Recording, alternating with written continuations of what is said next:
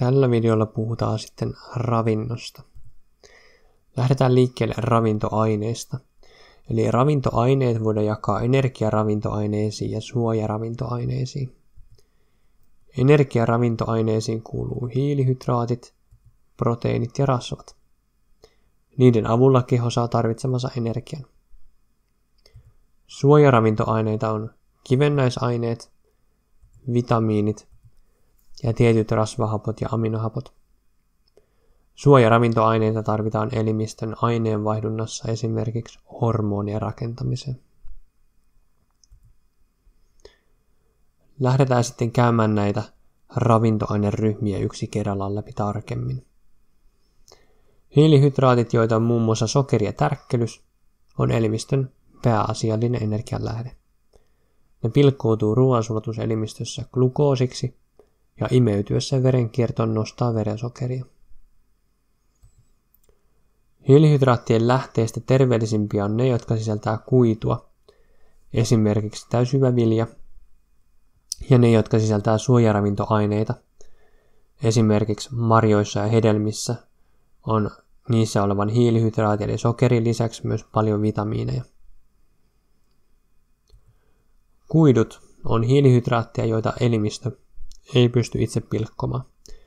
Niillä on kuitenkin paljon terveyshyötyjä. Ne vaatii pureskelua, mikä parantaa hampaiden terveyttä.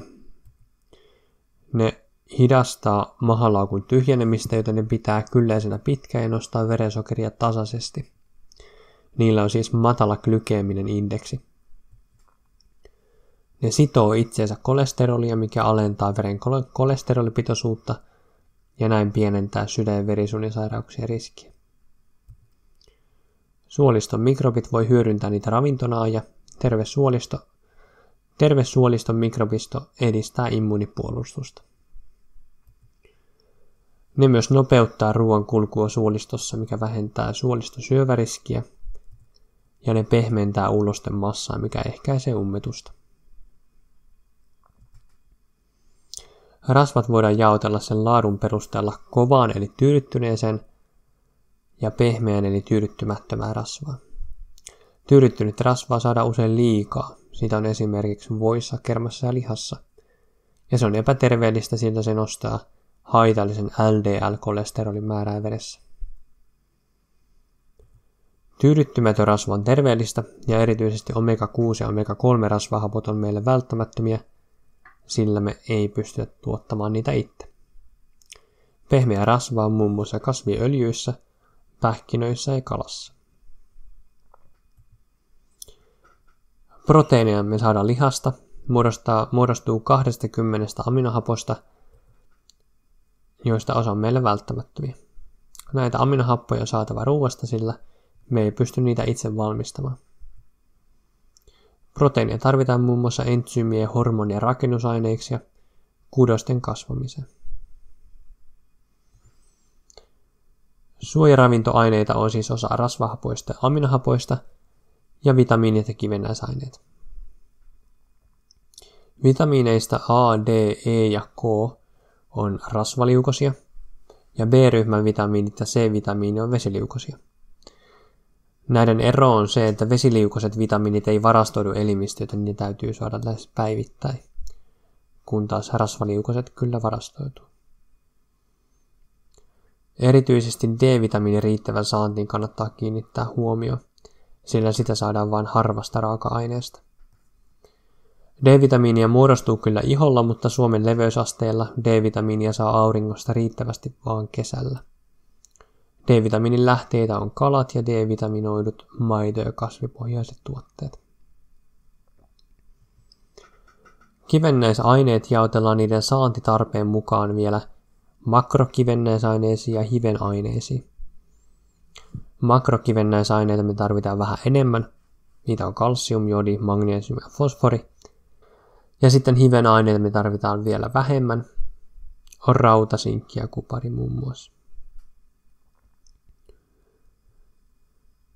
Kivennäisaineista huomiota kannattaa kiinnittää kalsiumia ja raudan riittävään saantiin. Kalsiumia tarvitaan luiden ja hampaiden vahvistamisessa. Sitä saadaan muun muassa maitotuotteista, kalasta ja pavuista.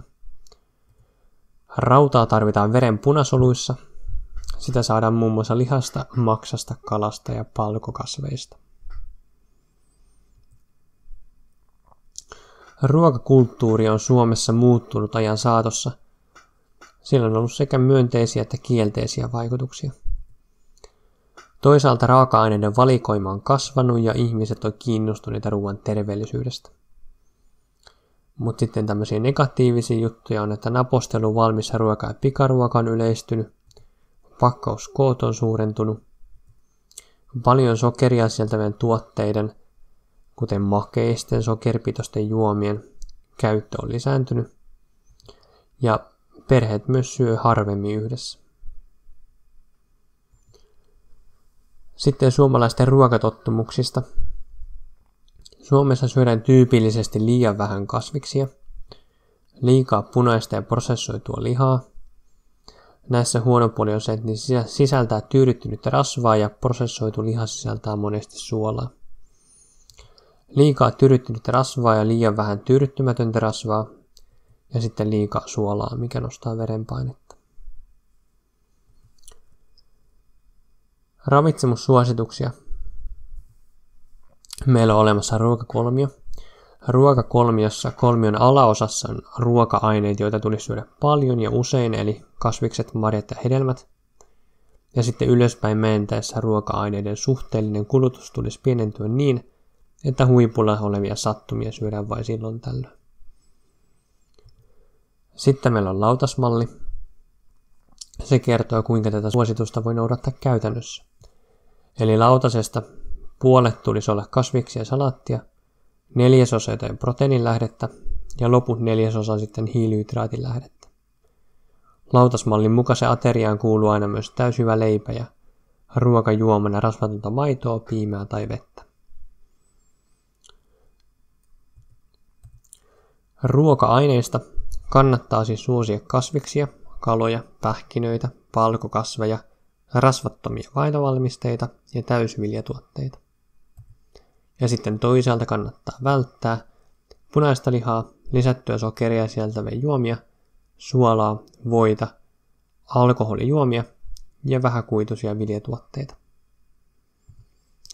Sitten viimeiseksi vielä tehtävänä kuvata lautasmallin mukainen ateriaa, sen sisältämät keskeiset ravintoaineet ja niiden merkitys elimistön toiminnalle. No, puolet lautasesta täytetään tosiaan kasviksilla. Vihannekset ja kasvikset sisältää ravintokuituja ja suojaravintoaineita, erityisesti A- ja C-vitamiinia sekä folaattia. Suojaravintoaineita tarvitaan muun muassa elimistön vastustuskyvyn ylläpidossa ja hermoston normaalissa toiminnassa. 4. lautasesta täytetään perunalla, täysjyväpastalla tai muilla täysviljavalmisteilla. Niistä saatavat hiilihydraatit elimistön pääasiallinen energianlähde. Täysjyväviljatuotteet sisältää kuitua ja suojaravintoaineita. Kuidut, niillä on paljon erilaisia terveyshyötyjä, ne muun muassa ylläpitää ja edistää suoliston normaalia toimintaa. Sitten on se viimeinen 4. Lautasesta täydennetään vähärasvaisella lihakala tai munaruualla tai sitten kasvisruokavaliossa palkokasveilla, pähkinöillä, siemenistä sisältävillä kasvisheruvalla. Näistä me saadaan aminohapoista koostuvia proteiineja, ja näitä aminohappoja voidaan sitten käyttää kudosten rakennusaineena ja hormonitoiminnan ylläpitäjinä.